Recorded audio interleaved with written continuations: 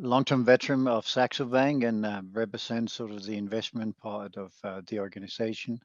Among the themes, of course, has become this label called ESG. And I use the word label because I think that's one of the things we need to discuss today. As an investor, it is incredible difficult to navigate the space that we talk about here. But maybe just in a macro perspective, what we need to realize is that ESG is the single biggest political project ever in the history of mankind. Uh, and what is even more interesting as an investor, whether it's successful or not, is totally irrelevant for the amount of money and capital and political capital that would be spent on this, because it seems to be the way that the politicians and the central bank wants to go. That happens, and I know this panel can explain some of these things much better than me. But let me take you and go to the root of this. In 2025, one third of all capital in the world under management will be labeled ESG.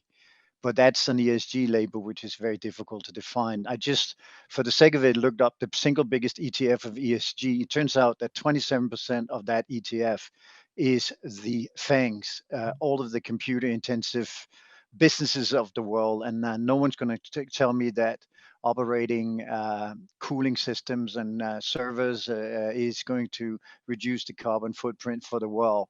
I understand why they do these capital weighted indexes and why they need the Googles, the Facebook, the Alphabet in those stock portfolios, but it has nothing to do with what I want to achieve and what Saxo wants to achieve, which is to properly assess the E, the environment, the S, the social, and G, the governance. Ending story here for me being the physical world today is too small for what goes on in terms of this ESG inspiration, and that would create an energy crisis. But as they say in the commodity market, there's nothing better than to solve an energy crisis by having higher prices, because the higher prices create a response. So maybe we can start there.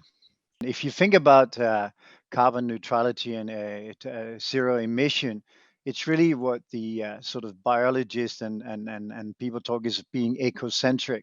If you're ecocentric, you have a world which is in balance with itself, and you don't take more from nature than you leave with it. So in that context, it's kind of interesting that sustainability, conservation, and indirectly raw materials is so low on the radar.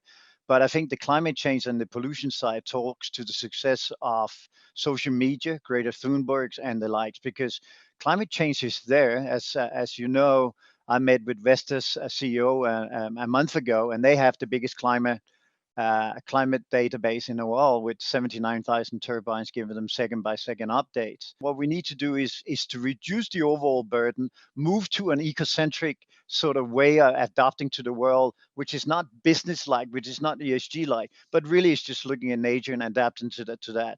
And we can certainly do that. And that include also involving processes that are non-ESG. If you have a 3D company, you reduce the amount of liquid being used in the process. That is not deemed to be ESG compliant, but it really is, right? Because again, towards the ecocentric world is different. So for me, the narrative is way too strong and the action is way too small. Think about if the marginal cost of energy was zero in the world, then we will have desalination of water that will issue a lot of issues.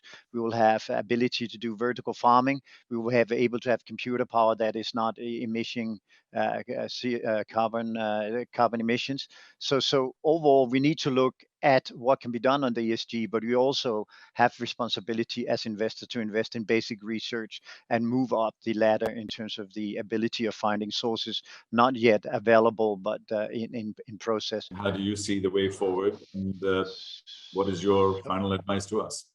I have three takeaways. One is that we definitely need to be better at making baskets and information for clients universally, not just for Saxo clients. But I'm going to take that back to the research team, the polls that you showed. Secondly, I think it's been a great honor to be with Ilke and Nelson and yourself, Tariq, because this is exactly what we need. We may not, I have a macro meeting once a week, which is called MQTA, and that is short for more question and answers, because every time we end up being more informed at a higher level without actually being better at doing anything. So this is very much an MQTA, but it's an important MQTA because it actually creates the ability to navigate better. And then finally, which is dawned on me, and this is courtesy of UK and Nelson, I think I have a eureka moment during this conversation, and that is that the way I want to sell ESG going forward is basically that the funding cost of any ESG project will be at least 200 basis point lower than anything else. And if you compound that over time, this will create excess return. And LK, feel free to use that one, because I think it's a very, very powerful argument going forward. Because if government sanction does anything, if government regulation does one thing, it is that they to some extent distorts the discovery of money. But in this case, they do the discovery of money towards a subsidized capital, and that subsidized capital is, so for a simple rule, if we say, for argument's sake, that the difference between a normal project and an ESG one is 2%, it means the payback period is half by I mean, it's only 30 years, it's 30 years less in one of them. So it's massive impact from the lower funding cost. And